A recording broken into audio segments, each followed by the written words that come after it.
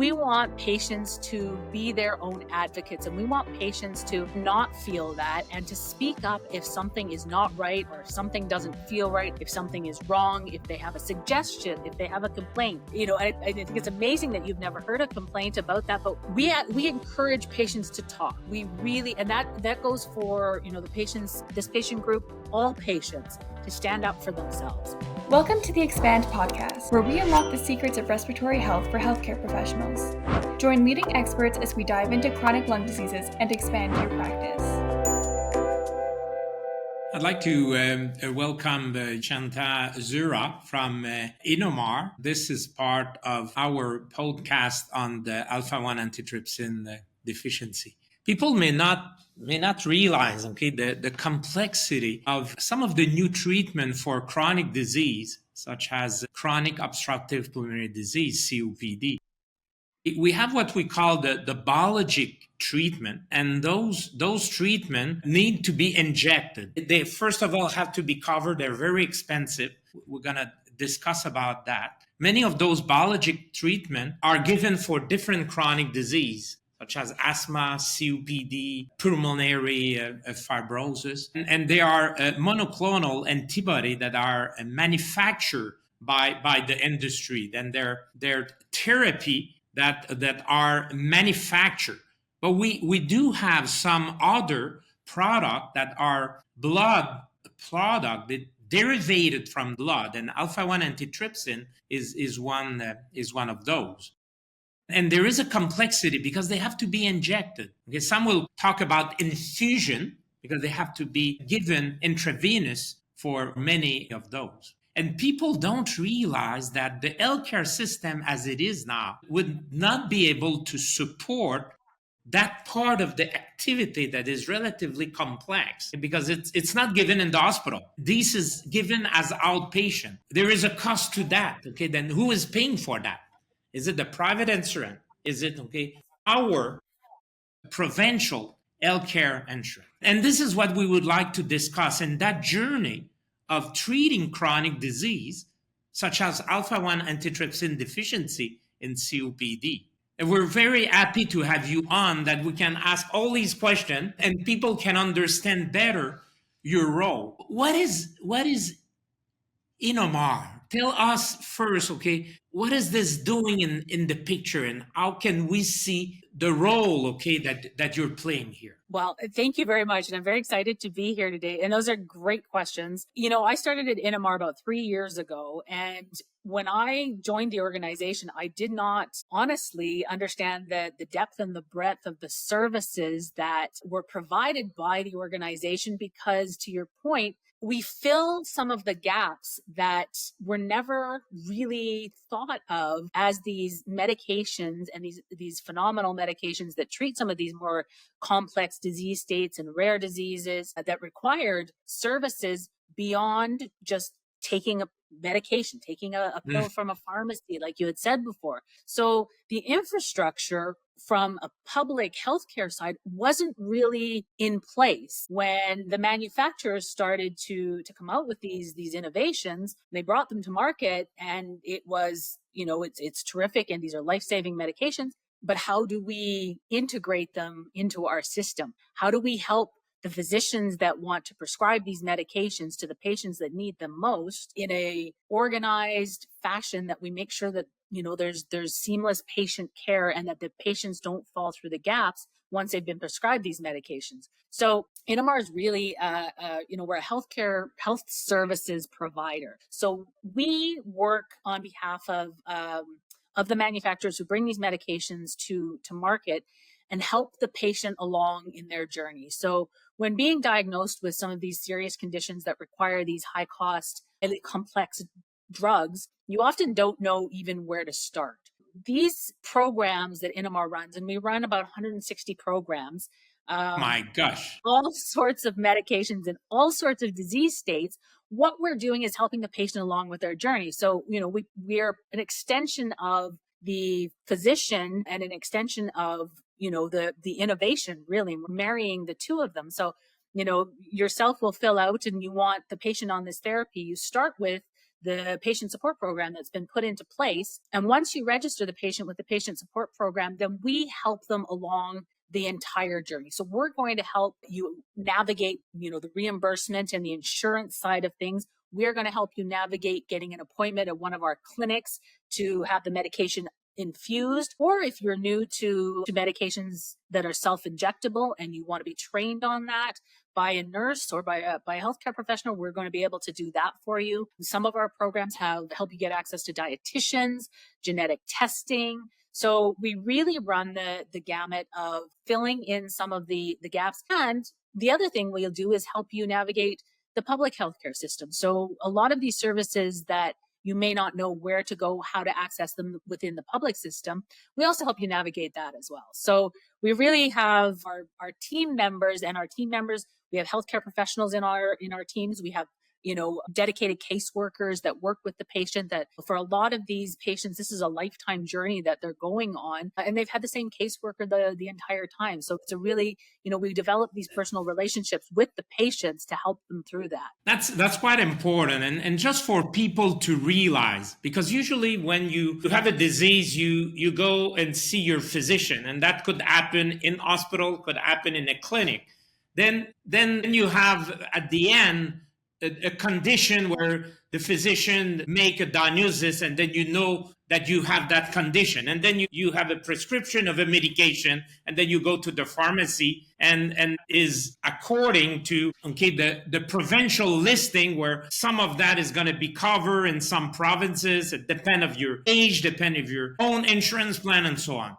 But here, this is not where we are. People don't realize that. We're talking here of a lot of chronic condition, medication that are very complex. They're biological treatment, and then they need to be injected. Again, they're very costly. And the healthcare system as it is now will not be able to support all of what it needs.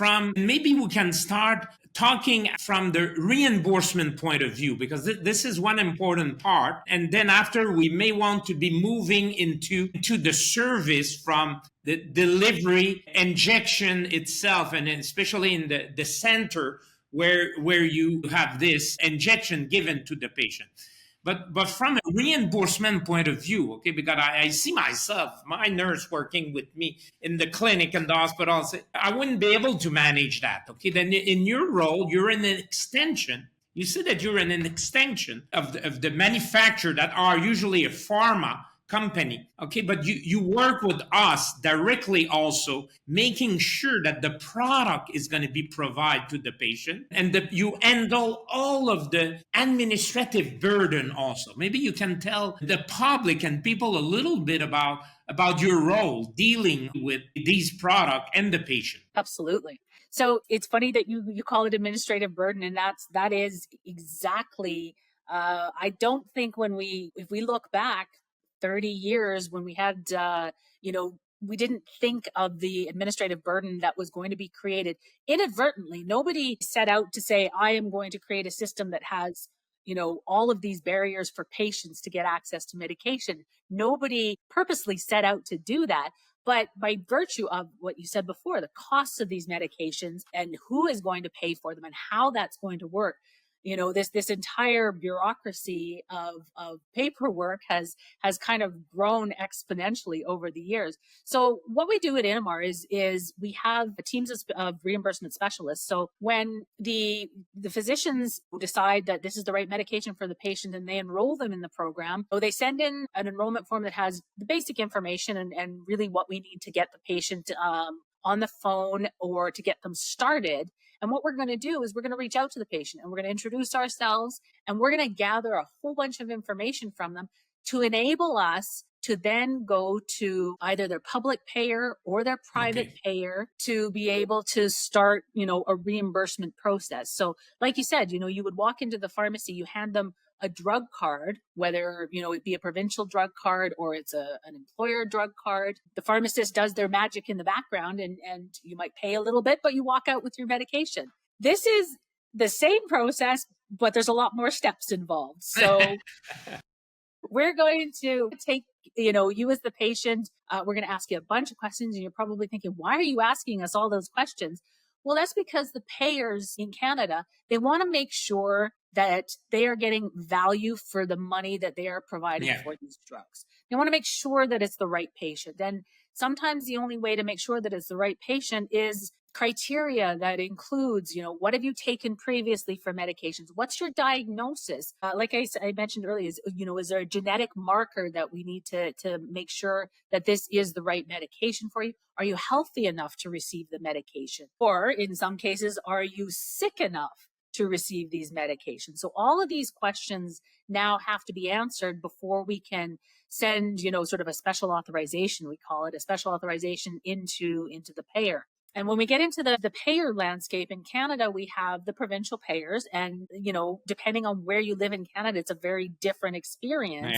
Yeah. We have a patchwork of different types of coverage all across the country. And you can go from somewhere as small as Prince Edward Island, and they have on their public side, they have 17 different drug programs for a small population. And you go across to BC. BC has really, one fundamental program. So it very much differs. And then you layer on top of that, for those of you who are working or working population, and you pull out your drug card, there's hundreds of insurers that support those drug cards. So, Okay. Depending on who and you're instead of having the patient navigating that, or reading all having that. the nurse, the doctor navigating that, because you want the nurse and the doctor to do the work that is most valuable with the patient. And now you're there, to supplement, what we wouldn't be doing, or if we were doing, we would need a complete different team and dedicated time, where we wouldn't use that time properly now to see other patients. It is absolutely the point. We help take that administrative burden off of the healthcare professionals to allow you to do your job with the patient, which is to interact with the patient about their journey with the disease, about how things are going, about how they're doing. And we come back and we interact with, our teams provide feedback to the physicians. The physician can't follow up on a daily basis or a weekly basis with a lot of the patients. So we fill that piece of it as well. And we'll report back on how the patient is doing, especially when it comes, and I know we're going to talk about the infusion experience itself in our clinics. And we're asking the patient there, how are you doing? What's going on? How are you feeling right now? And we provide all that information back to the healthcare team. Again, I really want to insist on certain things, because we keep talking about things that is not going well in the healthcare system. And people don't realize all the complexity and the change in the last decades, where most of the disease have been transformed in chronic disease, and most of the chronic disease, how people survive their chronic disease. And this is because of better care. It's not because the healthcare system is not going well. There are certain things in the healthcare system that need to be improved. But what we don't see, we don't recognize, and this is one area that is going extremely well. It's the use, again, your role you're playing to help us, making sure that the patient receives the treatment that is supposed to receive. But one question that is asked sometimes is, but you deal with the pharma company, you deal with who manufacture these drugs, and at the same time you deal with us, you deal with me as a physician, you deal with the nurse working, with our team. But you're also professional, like you're a pharmacist. Nurses work directly with the patient. What is kind of the wall that you put in, that between you and between the manufacturer, and that you can still relate with us and do the best for the patient? It's a great question. We have the business relationship with the manufacturer, and the manufacturer supports our business, and we contract with them to provide the services for their medication that they know are missing, and are some of the missing pieces in our healthcare system. So like you said, it's very complex, and there's gaps that were recognized long ago that patient support programs could fill. Okay. And when it came to providing these really complex medications, in order to have the success that you want to have and get the best out of these medications, you need these supports in place. But when it comes to the patient care, the business relationship is in the background. It is all about the patient, and it is patient-centric. So everything we do, once the business has been set up, and there's all going to be all of the, the business pieces that have to go into it, and what services do you want, and what pieces are we going to provide. Once that's been said, and once that's, I accept my first patient into the program, then it is all about that patient. And I am going to do everything around that patient. And the patient becomes the center of that universe. So it's all then about getting the patient on the right treatment, making sure that the patient is supported through their whole journey. So as healthcare professionals, in working in our capacity, we're all, very proud members of our healthcare community, whether it be pharmacists, whether it be nurses, whether it be respiratory therapists. So we're all working within our scope of practice and within our capacity as healthcare professionals, as well as, being able to support, the business side of the relationship as well. That's, like I said, it very much becomes in the background once we get the program up and running. And it all becomes about the patient and fighting for the patient. When we're talking about reimbursement, one of the pieces I didn't mention there is we do a lot of appeals, and we do a lot of paperwork behind the scenes. If a patient's been refused coverage for then exactly. Right. And we know that happened. Yeah, we know that happened. Okay, it's great. But just that people understand, as a summary here, is that you're, as a healthcare professional, you have the same obligation that obviously with the patient that you're taking care, and the confidentiality also. Okay, and that remain completely between you and the patient and the treating team, because we do interact with you. While the business part with the pharma and the manufacturer is a separate part. So obviously, more like other of these business could not be run if they didn't have that business part with the pharma. Let's go back in the journey of the patient now, because we've been talking about the big picture, and I think it's important for people to understand that. But the journey of the patient, when the patient is approved through all the work you've been doing, and each of the provinces have their particularity, and for a given product, this is going to be a replacement therapy, augmentation therapy with Alpha-1. This is going to be a biologic treatment for other condition. How does it work? Well, the patient is not going back to the hospital, is not going to the pharmacy. The patient goes to an infusion center where he's going to have access, and he's going to have the infusion or the injection. Can you tell us a bit for the patient, how does it work for the patient, and how the patient can get prepared for that? Perfect. So what ends up happening is, we have 165 clinics that are across the country. They're in geographic locations that we can service almost, the entire population of Canada within reasonable amount of travel time to our clinics.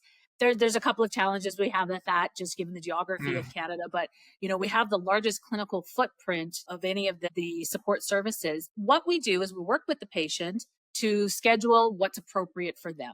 So once the drug has been approved, and sometimes even before the drug is approved, if we need to get you started on the medication, and there's going to be support medication provided, we're going to work with you and get you scheduled into one of our clinics. So that's going to be the first set. And we're going to say, this is where the clinic is.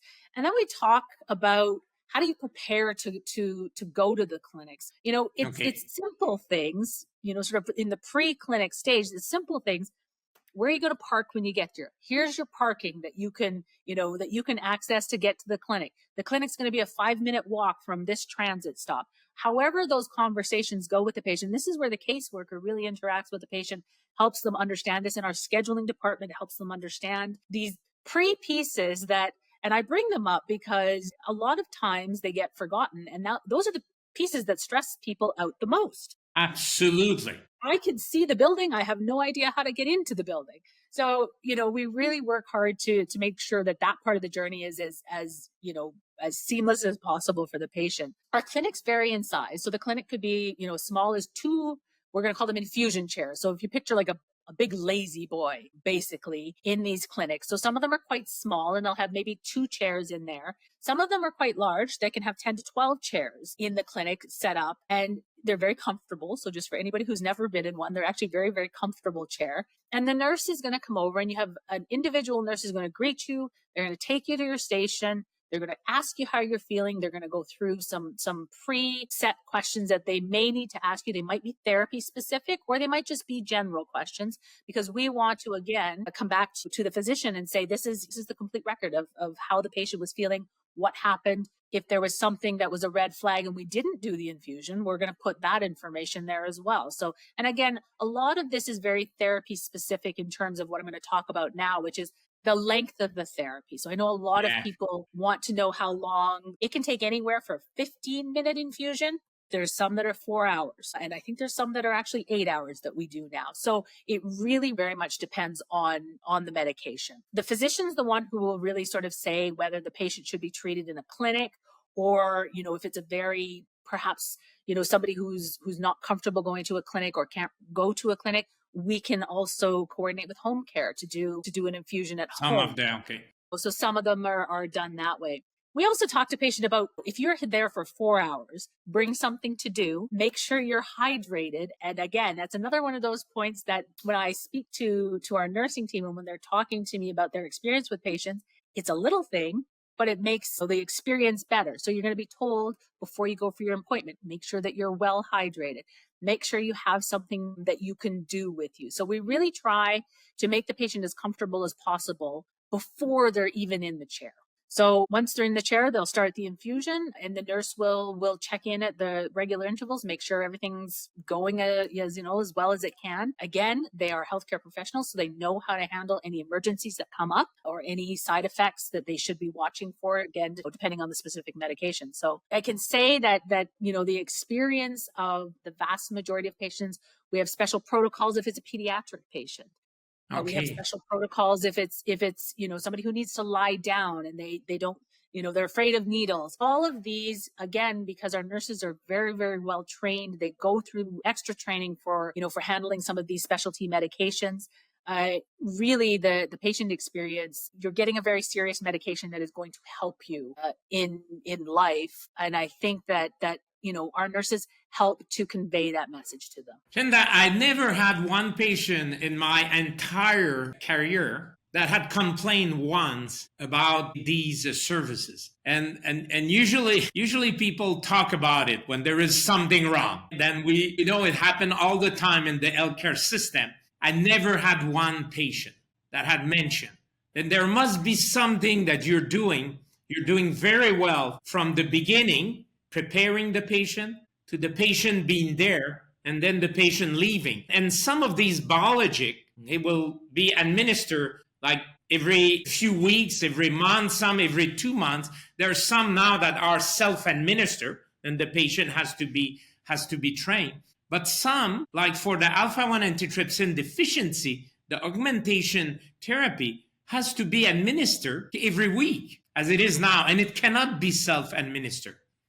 Then it really has to be a place where the patient feel that there is a value, that he's well taken care. Again, okay, because some of these are really quite, a burden for the patient, but patient keep going back, okay, then it certainly has a very, if you had to say that, for the patient and for the healthcare professional, is there anything that you would advise, like through your experience, and where the gaps are, or thing that could be done better to improve your work, is there anything that you would say that could improve further? I would say the biggest thing that we want from our patients now is to be their own advocates. And I think that is something that, and I'll say it, the guilt that some patients feel because they are on these therapies, because they know that,